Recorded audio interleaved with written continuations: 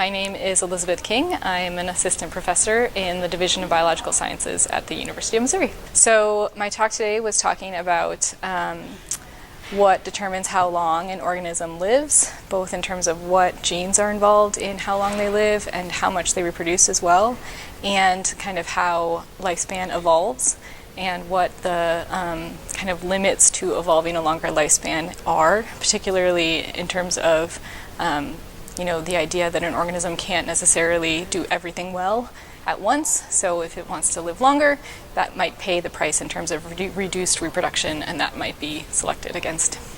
It's important to study this because it can help us to understand just across organisms, potentially including humans, how we respond to things like our food environment and how those responses have evolved in the past and how that might be influencing things like obesity or aging in human populations today.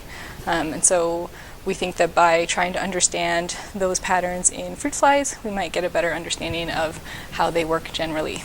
We do a few different things in the lab. One of the things that we focus in on a lot is just trying to identify where in the genome there are genes that are influencing the traits that we're interested in, which tend to be things like lifespan and reproduction and lipid storage, and the sort of physiological level traits that are important for those phenotypes. We also are doing a big experiment where we are evolving fruit fly populations.